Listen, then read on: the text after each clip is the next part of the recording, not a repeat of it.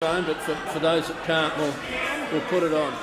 The member for Hughes, if you could just speak into the microphone. My question is to the Treasurer. Will the Treasurer update the House on how the government is backing older Australians who have followed the rules and made provision for their retirement? How would a change to the current system impact these retirees? Treasurer has the call. Thank you, Mr Speaker. I want to thank the member for Hughes for his question, and I want to congratulate him for the outstanding role he has done on the parliamentary inquiry. Outstanding role. Members on both sides. Like the member for McNella, like the member for Goldstein, like the member for Brisbane, he is giving a voice to over 1 million Australians. People, Mr Speaker, people who feel that the Labor Party is coming after their savings, their hard-earned savings, and they know it. Like Margaret, Mr Speaker, a 77-year-old widow. This is what she told the parliamentary inquiry. I'm a 77-year-old widow who has worked all my life in order to be financially independent and not a burden on the taxpayer or government. I also believe there are people less fortunate who deserve the pension offered. Currently, I derive my income from superannuation and share dividends.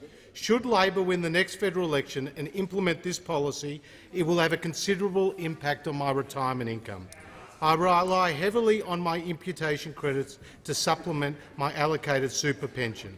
With the changes being foreshadowed, I will lose approximately $6,000 annually.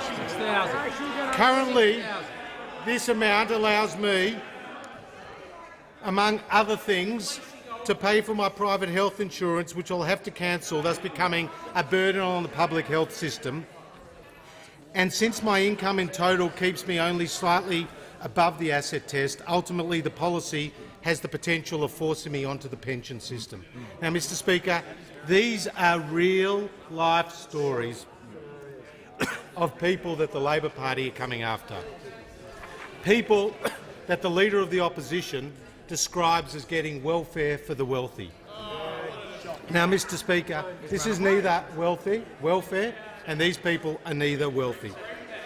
But last night, on the 7:30 report, the member for McMahon told those people that he would arrogantly dismiss their concerns, and if they didn't like the policy, they could vote against Labor. Well, it's good advice. And the member for